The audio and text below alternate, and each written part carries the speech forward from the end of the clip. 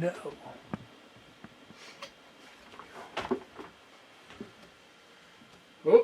Oh yeah, we are live. What do you know? Oops-a-doodle. What's up, guys? Welcome to live stream number 16,475 or 16, whatever. It doesn't matter. Hope you guys had a wonderful weekend and that everything's going great. I'm looking forward to diving in today. Today we're going to be painting Ant-Man and the Wasp, which are the upcoming releases for September, along with a couple other things. But those two for sure are confirmed. So let's dive right in and get going on these characters so we can get them as far along as possible. I'm going to switch my screen back here to that. Okay, and there we go. So there's our Wasp sans wings. And here is our Ant-Man that we'll be working on today. Look at him in his superhero landing pose. He's so cute. He's a real hero. Alright, so...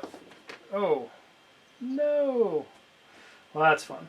We're just having all kinds of problems today. We're going live too early. Ant-Man's falling off of his base. It's great.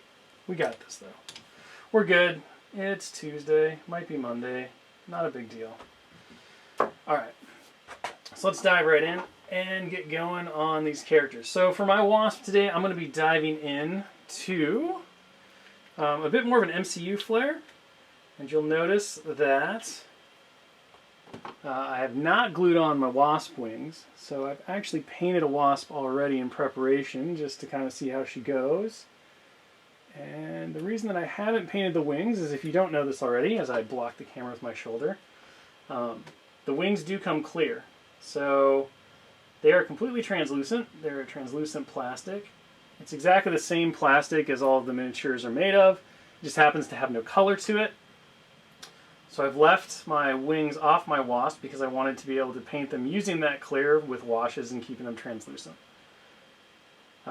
So this is one of the ones where I would definitely say, if you don't want to paint the wings normally and you want to use that translucency to your effect, like you'll see what I did here on this Wasp, which I painted earlier.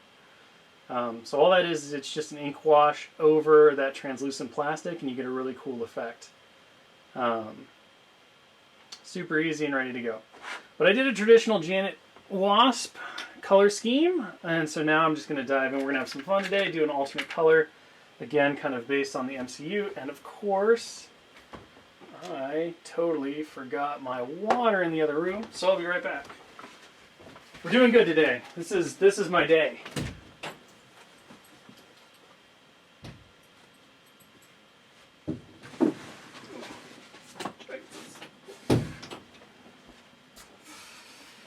Alright, and we're back. Back in business. Now we have water, we can actually do stuff. I'll try to paint without water. Knock the camera around. Okay. So I'm starting with Huldra Blue. From the Fantasy and Game range. Focus! There we go.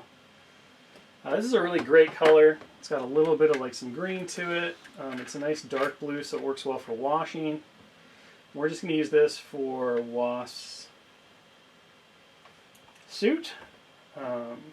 And then we're going to make some Gilver, which is, if you've watched the behind the scenes features on Ant-Man and the Wasp, is what they called the metallic color on Wasp's suit, which is not quite a silver, not quite a gold. They nicknamed it Gilver, so we're going to make some Gilver. And I don't know about you, but I love watching behind the scenes featurettes for pretty much any movie. I just find the work fascinating and the way that stuff goes. So I'm always the buy with special features bonus option person. Okay, so we're just going to lay in this Huldra Blue. And again, I'm just using my Zenith Prime technique that we use all the time on the streams to get some nice quick highlighting and shading going on by using the priming and the dark and the recesses. And then I just simply turned the Huldra Blue into a wash using a little bit of glaze medium and some water. So we're just going to go in really quick and we're going to layer this stuff in. And then while our wash on the suit dries, we'll jump over to Ant-Man and work on him. Let's have some fun. So Dallas does love Huldra Blue. I mean, I agree. It's an amazing color. It's really great. You can obviously see how nice and rich it is. It works really well for washes. It stretches really nice. Really good as a base coat for a lot of different colors. It's a great highlight for black. I think there's just so much that you can do with it. It's got a really great range. So if you were going to have a limited number of tools in your tool bag, this is one that I would highly recommend for sure. Just based on all the different things you can do with it. And it's a really unique color as well. There's not a whole lot of like corollaries to it that I can think of that I've ever really worked with. And there are certain colors and different ranges and stuff that are like that. That's why it's always good to just keep your toolbox open. Never block yourself in. I mean, there's great paint lines and ranges and all this stuff. But you know, you can build a lot of stuff with a hammer, but why not have a screwdriver too? You're not doing any disservice to the hammer, and it's still just as useful, but you just have a wider range of ways to approach a project and a solution and stuff like that. So I'm getting a little off camera here because I'm just trying to get down where her leg is. This nice like launching into flight pose, which means that when I tip her to do that, it kind of loses it. So up here on the costume, I'm going to be kind of careful because I want to make sure that I'm not hitting those areas that I want to be my gilver, although unlike painting yellow where you'd really want to maintain, you know what, am I really that worried about it since I'm painting metallic? We'll be careful, we'll do our best. But if I slop, that's okay too. When you're painting the yellow, if you go for that classic Wasp look, you absolutely want to be as clean as possible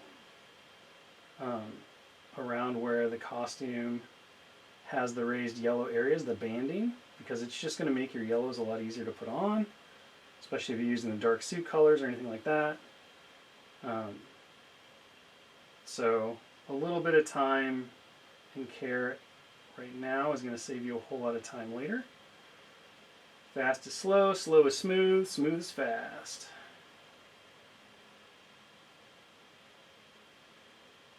As my father likes to point out.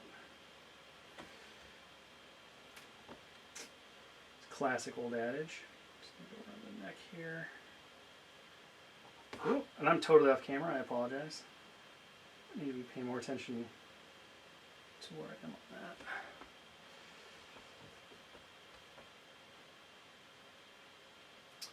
Sometimes I have no list. What's going on in the chat? List the, yeah, we could list the paints. That sounds like something that would be possible. A lot of the times though, as Dallas points out in the chat, we are just kind of going off the fly. We're not always that prepared. A lot of this is just kind of like looking at the miniature at the time and rolling with it. Focus in there. Come on, camera. There we go. Which is a great way to approach, you know, miniature painting in general. It's like work with what you're feeling, go in with a plan, kind of know generally what you want to do, have some reference, but 100% be willing to adapt and mess around on the fly. You get your best results that way. A lot of the things that I painted on the stream have become my favorite interpretations of these characters, and I just kind of went in with nothing but like an attitude of, okay, let's have fun and explore and be willing to kind of try new things and see where they go and all of that. There's no pre-testing of these recipes, really. That's kind of the joy of hobbying and painting in general, is that you get to flex your creative muscles and mind and come up with some pretty cool stuff.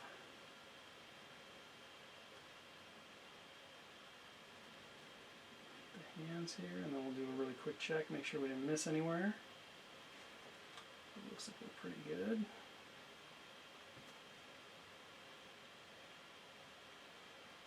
Quick kind of pass on these areas. A little brighter. I'm just kind of going around and checking to see where and if it pooled. And if it did, I'm just going to smooth it out with a wet paintbrush. We don't want streaks.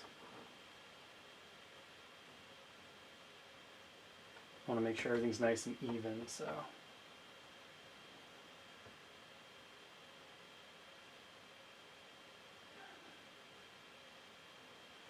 I know that Josh finally posted our last card teaser for Mr. Green Goblin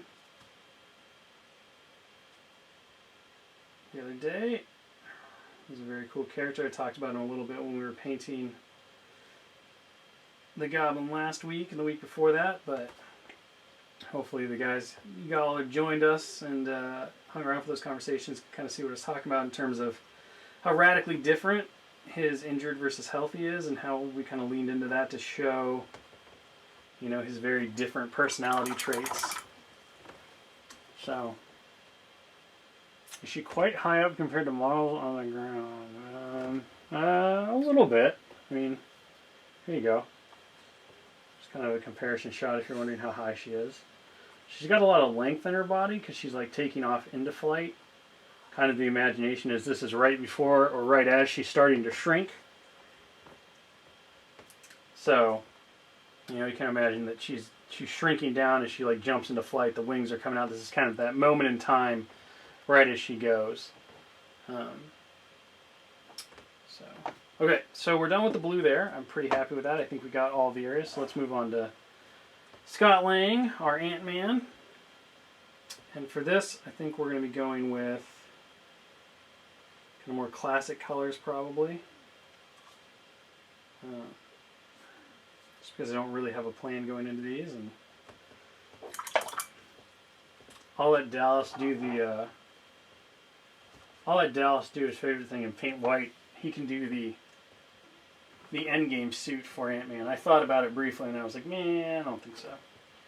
I don't think that's what I'm going to do today. I think we're going to just go kind of normal here.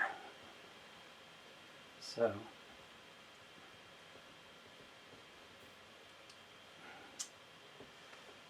Yeah, the Arch Nemesis rule for Green Goblin was a fun one to kind of brainstorm and write.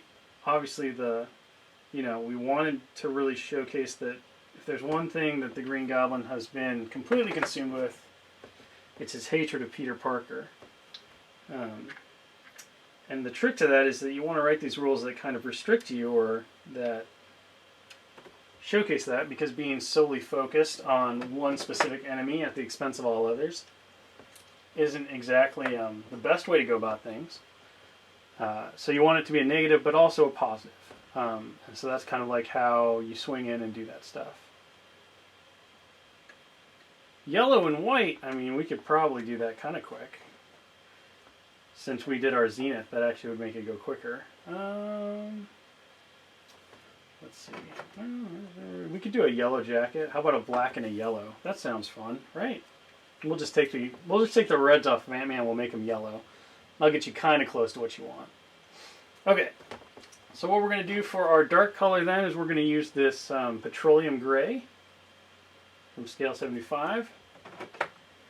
We're going to just turn that into a quick wash as well, because this is going to save us a bit of time in terms of those layers and stuff in the long run.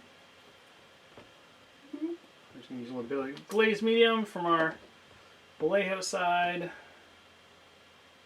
Mix in some water, make a nice wash.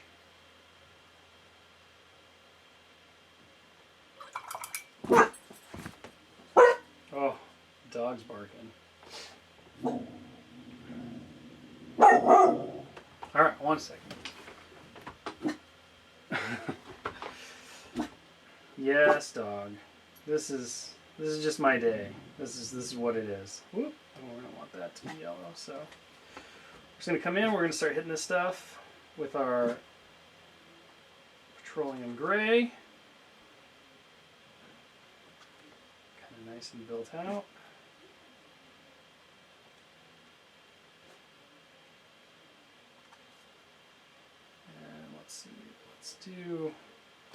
Let's think about where we want our yellows here. So we're going to want it on the front. We'll do it on the back too, but yeah. So I'm just thinking about like where I want these colors to go and stuff. I'm doing very well out there. Hope you guys are all doing well too. You know, surviving in quarantine or getting out of quarantine or whatever's going on. Let's see, we're gonna do. That back panel is yellow, I think. So we're just gonna come in here. We'll hit that. Now I have to think about what I'm doing because we're stretching ourselves here a little bit. We're doing something that on the fly. We're doing it live. Doing it live. So come in. Come in. We'll hit. You know what? We're not going to have the glove be black. We're going to do a little different. So we'll come in there. These pants go in. Just want to make sure that I'm watching where lines for this stuff are. And over here. We'll block that in. Red tertiary. I don't know if I'm going to do red at all, Dallas. How about that? Maybe we'll do some red Pim particle juice because, you know, it's kind of red these days for the most part. Here, like that. Knock that out. Let's get that going on. We'll make those side stripes yellow. Why not? Come in here. Get the foot of the boot. We are just completely making this up as we go along. No, I didn't want to do the hand. Here like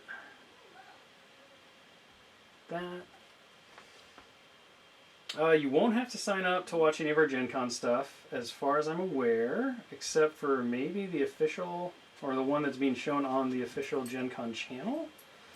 Josh will have to swoop in and, you know, confirm stuff for me, or I'll just start making stuff up.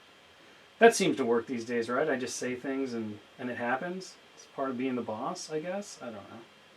But no, the vast majority of the content is just going to be on our Twitch channel, so you'll just be able to watch it here. The schedule will tell you when, of course, it's going to happen and things like that, but there's no like seats or anything like that you have to worry about as far as I am aware. Josh may come in and be like, "You fool, you're totally wrong." At which point I'll be like, "Oh, that's nothing new. Here we are, being wrong." I'm going to come in here and get this part of the boot. Yes. Get that. He's already going to yell at me for leaving those cards out accidentally and then bumping the camera, which was even worse. Yee. That's okay. I haven't seen Josh in forever, actually, so what power does he really have over me anymore? None. I think we just go off the res. I think we show everything. No, we don't show everything. I couldn't do that to Josh. His little heart would just break. Okay, I think that's pretty good for our grays. So we'll have a lot of yellow on this guy. Call that good.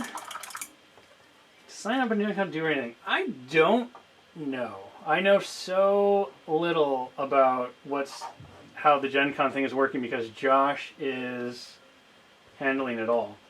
I'm going to jump over to my yellow before I kind of forget what I'm doing here.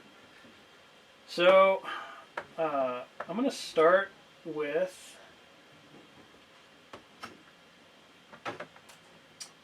let's see. I'm going to start with the Sahara yellow, which is kind of a nice warning yellow. It's a bit more ochre-y. It's got some nice coverage and stuff. And it's going to help build that foundation for that yellow that will build up to. So you don't really ever want to start with pure yellow. Otherwise you're going to wind up with a heck of a lot of layering to go because yellow is a very translucent color. It doesn't have the most amazing coverage. So you want to find yourself something that's on the yellow spectrum, but that actually has some really nice coverage. And I am not turning this into a wash. I'm just going to like normally, because I know I'm going to build up to that brighter yellow, I'm just going to kind of like nicely layer it on using a little bit of water to thin down my paint, smooth it out, and then we're just going to start building it in. So you're going to notice that this is going to be more ochre-y. rather than like a true yellow. And that's okay, because it's going to provide the perfect foundation to kind of make the yellows. And I'll be honest, like I really hated painting yellow for a long time because I never did it quite right. I always wanted to go to that true yellow right away. And much like white or even black, you know, the truth of the matter is that those colors are not actually that color in real life. You get you get spots of true yellow, and on the real big highs and the really big bright spots. But overall, the real true of those colors is somewhere in between. They're not like the true primaries. So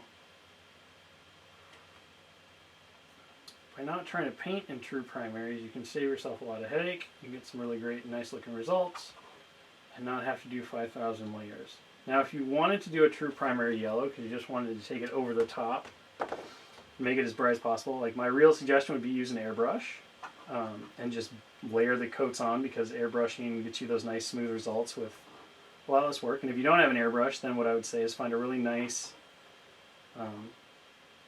primer spray that's in the color that you want and spray it that way, or just use a bone white, like an eggshell. Yellow covers pretty well over an eggshell, and you can get some really nice results that way. So there are other ways to do it, but you definitely have to think about like what you're going for at the start, and then be very cognizant, or you're going to wind up doing a whole lot of layers. So again, patience, steadiness is going to make you much happier in the long run, because it's going to take you a lot less hard effort. Which side of Green Goblin do I think is the most fun to play? Well, I'm obviously going to pick the psychotic side. Zero question. Because I am all about ramming speed. And I love the glider ram ability, and I just love how absolutely offensive and crazy he becomes. Like, you get this total shift of this character that's really focused on board control and handing out really powerful conditions and slowing people down and all this stuff, and then all of a sudden, you know, he gets punched in the head one too many times by Spider-Man, and that goblin nature takes over, and he just snaps, and he becomes this murder machine who's really only focused on just annihilating his foes.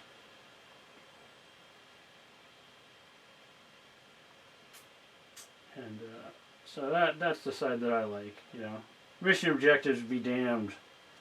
Ramming speed! Plus you get to yell ramming speed a lot, which Pagani loves, by the way. So just be sure that, you know, whenever you're running into his characters, you always yell ramming speed.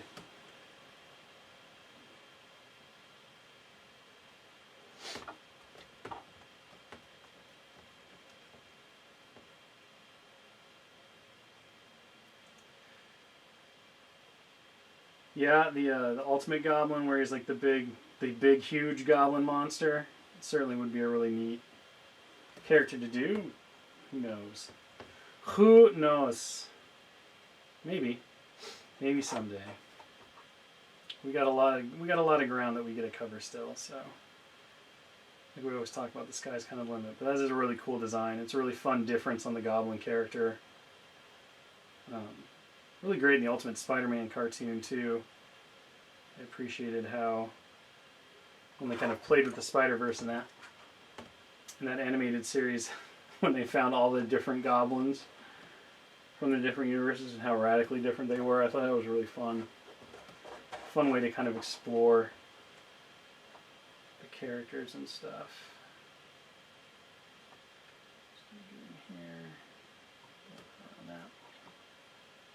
Take our clean scrubby brush, do a little bit of cleanup.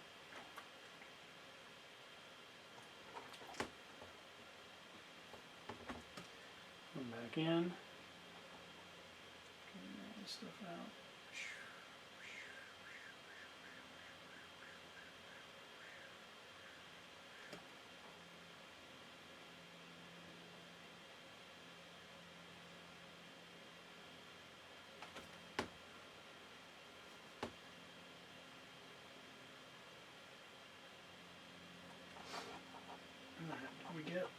our bases.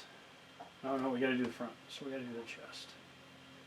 So come in and hit these chest areas, and then I think we can switch back over to Wasp while this first layer of yellow kind of dries out.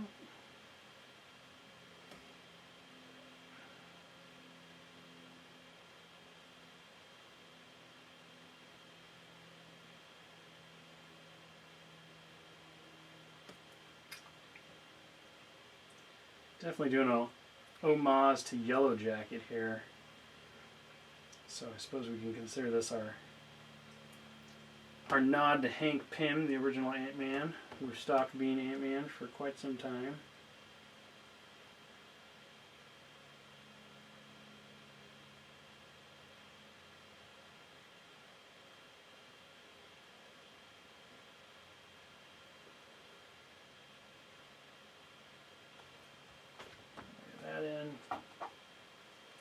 So there's our first layer of yellow is done. Our first layer is kind of that petrol gray, which has a bit of brown in it. We'll come back in with a black wash and tone that down. Since we're doing more of a Yellow Jacket focus, I'm going to come in here and we're going to do this little section of his suit in yellow.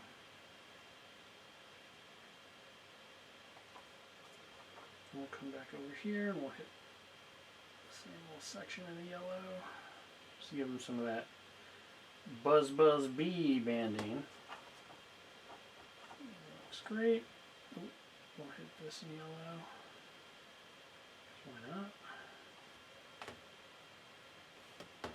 Can't really see that on the other boot, so I'm not even going to worry about it.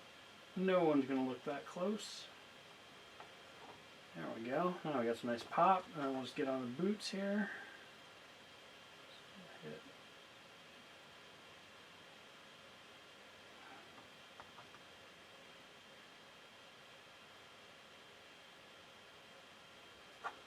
Can hit those two spots. Coming through the boot. A little bit more work for ourselves, but worth it. Worth it in the end. We'll get that nice color separation.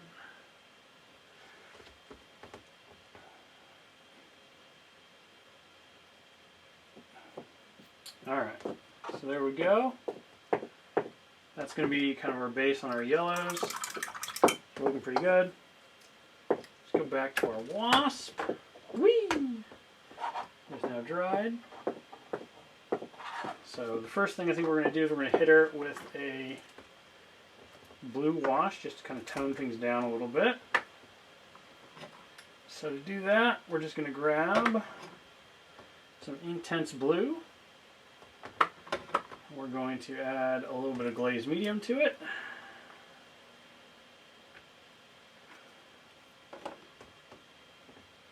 And maybe just the slightest dot of black. We're just going to tone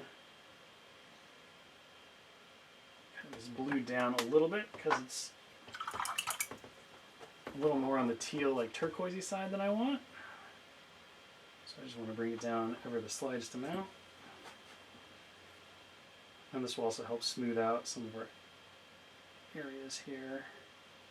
There's a little more definition because that wash will go into the cracks and crevices. This just kind of like helps all of our color transitions and adds that extra pop. Gives us a little more volume, a little more definition. It's all good. It'll also cover up any of our misses. So if we made a mistake anywhere, or missed a spot, this will go the extra mile in fixing that too.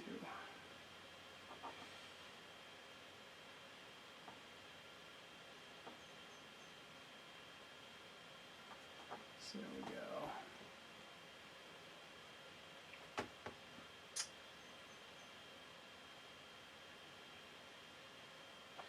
I don't know about you guys, but it is like crazy hot here and I can't have my fan on or otherwise you'll just hear the fan the whole time during the stream.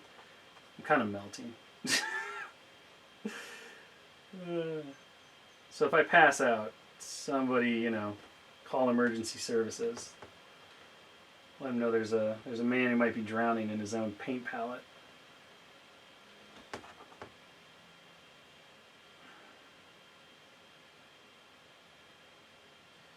All right, we're gonna let that wash dry. Kind of smooth everything out. How many pieces are little Ant-Man and Wasp? Well, I can show you. Little Wasp is 1 piece, 2 piece. Unless you count the base, and then I guess she's 3 pieces. And little Ant-Man is also just 2 pieces. So he kind of like splits down the middle here, which you probably can't see because he's so tiny. But he's just 2 halves. He just goes together really nice. It's really, really simple, really easy. The 2 halves are nice and big because they got the rocks, and that's it. 1, 2.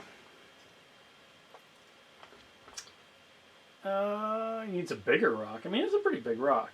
Obviously, one of the challenges when doing the mini versions, we're going to go back to our Ant-Man and do another layer of yellow while we wait for that wash to kind of set up. We had a lot of discussions in the office and stuff about how to do the tiny versions, because obviously you can't do them to scale because there's nothing to see.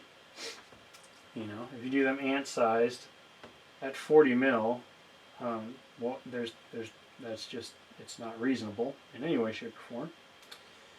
So we talked a lot about, well, how do we kind of like, where's the level that we feel comfortable that we're selling the effect,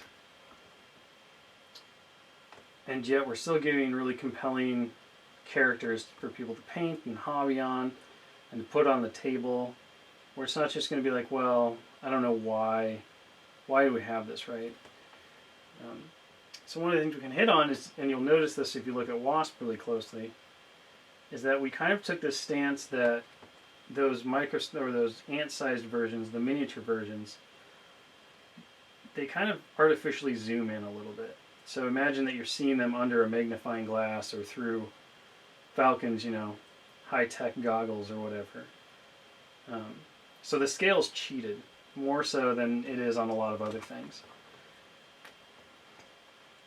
And that allows us the flexibility to make sure that you're still seeing those iconic like pops, so you can see the details on their helmets a little bit. You can see the detailing on their suits. You know, it's very stripped down because that scale, you don't need a lot of detail. The eye can't read that detail, and you're really not going to be able to paint that detail super well.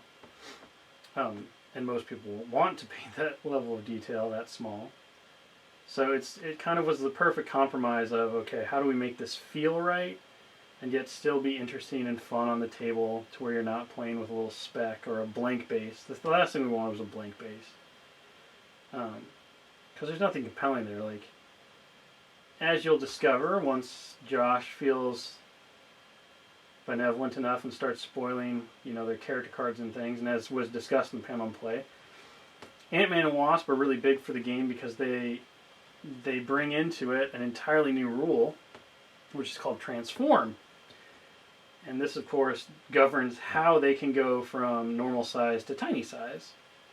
And, you know, astute observers will realize that as kind of as a new core rule, effectively, the transform rules are going to open up a whole lot of opportunities for other people and other power sets that really rely on transforming and, you know, one character shifting from one form to another.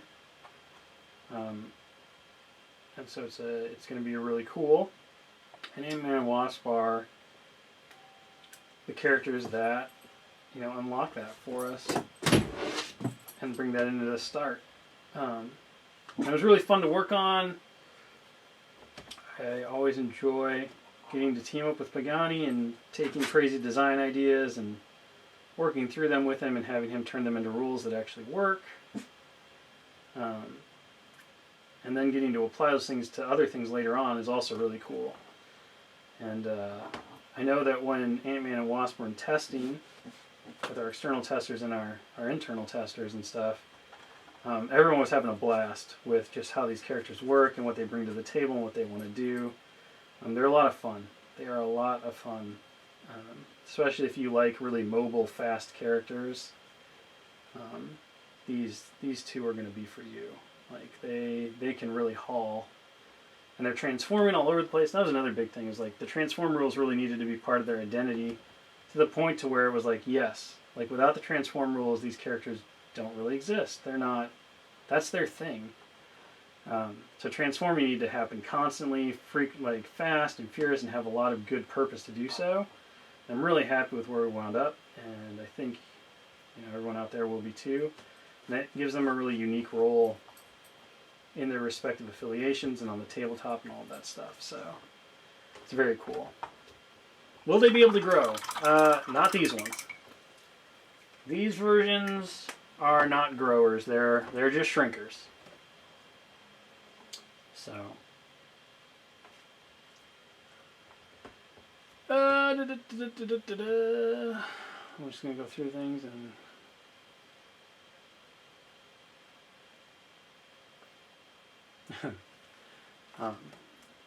no Giant Man yet. I mean, I would consider Giant Man, obviously with the name Giant Man, to be an entirely different character. And we did Ant-Man. And Ant-Man doesn't grow to Giant Man, he grows to Ant-Man. So that's kind of the logic there. But, thanks to Ant-Man, a Giant Man would be possible. We can now do it. Alright, so that's our yellow. Looking really good. You can see we have a nice solid base going on here with our yellows now. So let's take it up a notch and start working on colors. So what I like to do with my yellows is I've really come to love this Lilith yellow, which is a very pale yellow, but it mixes really well with that Desert Sahara color. And they kind of complement each other, and they pull out some really nice yellows going on. So that's Sahara yellow and Lilith yellow. I just like to mix these together to start making some brighter colors, some brighter yellows, and then we're just going to kind of classically layer those on, and we'll do a little bit of blending and stuff to make sure that the transitions look good and everything. But this will give us kind of a nice, again, not a primary yellow. That's not really what I'm going for, although I can kick it up to that after I do my highlights by using a glaze of yellow ink.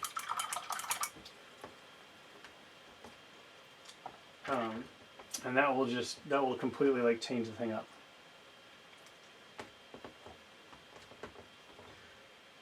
Okay, so take our, this is about a 50-50 mix of the two. So you can see on my thumb there, this is our base coat, and this is kind of where I'm going next. And this is going to be a pretty heavy layer. I don't want a lot of that Sahara desert or that Sahara yellow to really show, except in the crevices and stuff. You can already see how we're getting to a much more yellow scope now. So we've gone from kind of an ochre to a more yellow. And I'm not going to have to do a ton of layers of this lighter color, which would have been really translucent, because I can allow the translucency to play off of the color that's underneath it.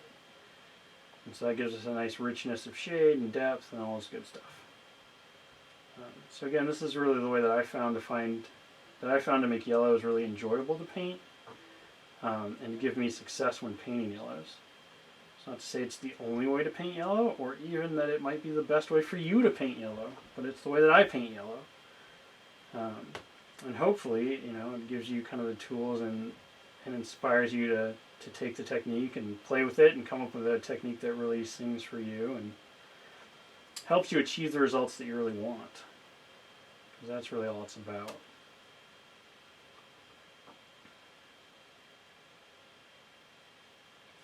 So again, this is a lot less of like what would be a traditional layer because I'm doing it pretty heavy. It's almost like a second base coat, except that I'm trying to avoid the recesses and make sure that a lot of that dark color is still there, especially like underneath the chest where he's bent over.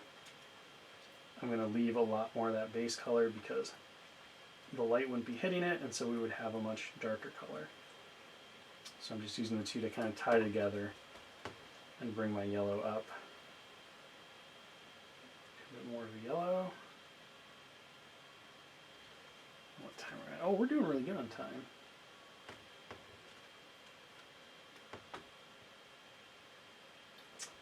Oh, I like all this tactic card speculation that's going on in the chat now. This is a fun game. Who's going to get it right? Who's going to be closest to the mark? You guys are pretty clever when it comes to that stuff.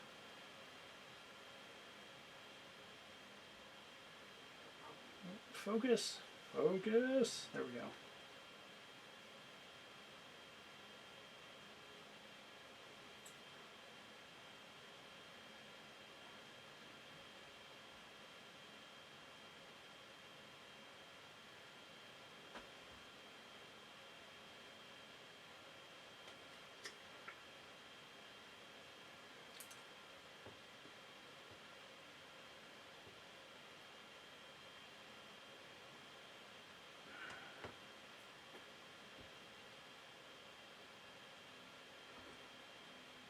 There are more characters than you really think of that can benefit from transform rules for sure. You start going through it, and then there are some times where you were like, oh, the transform rules make sense here, and then in practical application you're like, oh no, there's a better way to do it. And I think that's the fun part of game design, just like it is sculpting or painting or anything like that.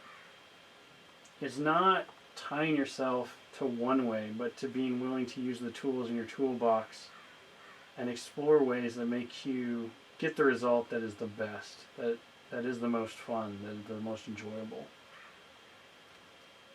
And when it comes to our game design, for sure, spoiler of a couple of our Gen Con development panels, it's always the question of what's going to achieve the most fun in the game. Which means straightforward, streamlined, not detracting from the action, minimal bookkeeping required, all of that stuff. And that really becomes kind of the mantra when we're looking at design, when we're looking at new rules, when we're looking at how to implement things like transform. If the transform rules are 5 pages long, they're not good. No matter how good they are, they're not good, if you know what I mean. So you want somebody to not have to slow down and jump out of the action to be able to do something. You want them to just be able to naturally do it. And to keep the game going, to keep the story going, to keep the action going. All that stuff. So, all very important things to consider. And that varies from game to game. I talked way back when we were first kind of doing interviews and stuff right after the announcement of the game was going to launch and stuff. I talked a little bit about the complexity budget. And every game that is made has a complexity budget. It has kind of how many moving parts, how difficult, how crunchy are those rules going to get. And your complexity budget determines a lot of things. It determines the experience that you're going to get. It's going to determine the play time. It determines the type of player that you might find, who's going to really enjoy the game. Like, what's the experience going to be? So you really want to define that from the front. And then, once you kind of know what your complexity budget is, you got to stick to it. You don't want to go into complexity debt, as it were. Don't take out those complexity credit cards. The interest rates are terrible. And that may mean, you sacrifice certain things. And it becomes a question of how do you pare down and yet still maintain the experience, still maintain what you're looking for. Obviously, Crisis Protocol is not a simulation game. It's not trying to, have super realistic line of sight or confine movement or other things to physics. We're dealing with superheroes, right? And the game experience itself, even if we weren't dealing with superheroes, that's not the experience. It's not a simulation. It is an escape adventure story game. It's narratively focused. It's about superpowered beings doing things that normal humans can't even fathom, and having this, over-the-top cinematic conflict combat that we all have known and loved from the comics. And, you know, ideally the goal is that this is a game that people can share with their friends and family and stuff like that, and be one that brings people together in a different experience. None of that is a value judgment on any other game, because every game has its place. No matter what the game is, you'll find people who love that game system, and it's exactly what they wanted. You know, the flip side of that is also true. Not every game is for every person, and that's okay too. I know that, you know, when the game is not for you, but it's something that you're super interested in, that can be a bit of a letdown. You'd be like, but I wanted this. It's like, well, that is valid, but it's not what you got. And, you know, that's the responsibility. That's part of our job as a game studio and a game designer, is to kind of determine, like, what is the game that excites us most, and does that game represent something that's going to excite a lot of other people so that they'll want to play it and buy it and keep us in business. And, you know, that's important too when it comes to doing this as a career and a life, because I gotta make sure that Dallas can keep a roof over his head, and Pagani can take care of his little Bambino, and all that stuff, that everyone can retire. It's a lot of moving parts, but at the end of the day, you know, I think the most important thing is to be true to yourself, and hopefully, you know, what you find fun, other people will, and if you're honest to that, and you stay focused on what your goals are and what the intent of the game is, and everything, you're gonna find yourself in a really good spot. So, really went off topic here as I started diving into yellows. Yellows make me philosophical. We're just going to keep going. So I'm just going to take more Lilith yellow and a little less of my base color. It's going to be about a 3-to-1 mix now, I suppose, if you want to try to play with the ratios like a scientist.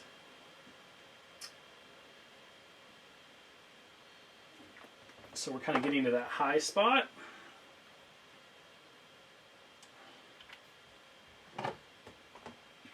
We're going to do one more kind of quick highlight layer. Oh no.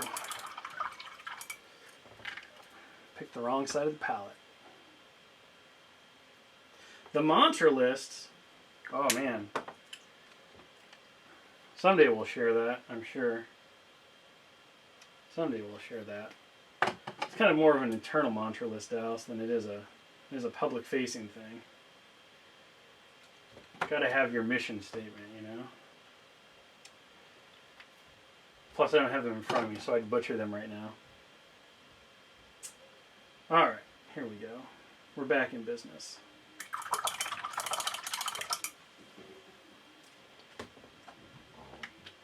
Yeah, I mean, I think one of the really exciting things for me as well when we got the chance to work on the Marvel license was the fact that it is really character-centric. You know, you're getting to focus on all of these really great individuals, and that's really what the core of the game became. It was not... It was never going to be the experience, in my mind, of we're going to have S.H.I.E.L.D. agent Jack and Jill, and we're going to have Hydra agents Steve and Candace, and then we're going to have a Captain America running around and maybe a Red Skull and that stuff. Like, I definitely didn't want an experience where, you know, I was going to paint a bunch of mooks that I didn't really care about just so my opponent could beat them up. Well, that's super exciting for my opponent, not so much exciting for me, and definitely not, you know, in my estimation, the Marvel dream that I wanted to live out. That's not to say there's not a great game there. I'm sure there totally would be, and that certain people would love it and everything. Again, there's no wrong answers as long as you understand what your end goals are, but it definitely was the wrong answer for what we wanted to do with the game and where we wanted to shake out, and the focus that we wanted the game to be, and that Marvel wanted the game to be too. I mean, this was a lot of this was done with conversations with them and partnership, and they've been awesome to work with, and they've kind of helped guide and define the vision as well. through what they've been doing in their different medias and all of that. So, you know, what we were doing or what we suggested really jived with them and what they were looking for, and that helped a lot too. You know, it made the difference. So it's been an amazing partnership, and I'm glad it's worked out, obviously, because we keep making cool stuff. And at the end of the day, that's all I care about. I just want to make cool stuff. I want to make cool stuff that makes people really happy and excited, because, you know, those kinds of experiences can be sadly rare at times. I know there's nothing that like puts me in a better frame of mind to be the best husband and dad and friend that I can be than getting to spend an hour or two sitting at the painting table painting my little mans, or hanging out and telling super awesome superhero stories through battle on my kitchen table, or, you know, the work playtest tables or whatever, man. Like, it recharges my batteries, and just, it's that joy point. It just gives you that joy. And that is, that's the goal. And if you're not having fun playing a game, why are you playing the game? That's number one. If the game isn't fun, and you're not having fun with it, what are you doing? And I've played games that have made me enraged, like just furious, but I still had fun playing them. So it's not so much that it makes you happy, it's that it brings you joy. It challenges you. Some games challenge you, some games connect you, some games distract you, some games relax you. Like, there's a whole host of things, but at the end of the day, all that stuff brings you joy. It makes you happier. It makes you recharge those batteries so you can be the best you. And that's all that matters, because we have unlimited potential in life. Unlimited potential, as long as you're willing to never stop growing. You know, the second you say, I got this figured out, I'm done, that unlimited potential goes away. But as long as you accept the fact that you can keep going, and there's always a next step, and what you did before was great, but what you're going to do next is better, you'll be amazed by what you can accomplish and what you can do. And for me, the hobby reminds me of that. It reminds me that no matter how good I was or how bad I was, how hard I fell on my face or how great I succeeded, I can always take it to the next level with a little bit of work and a little bit of passion.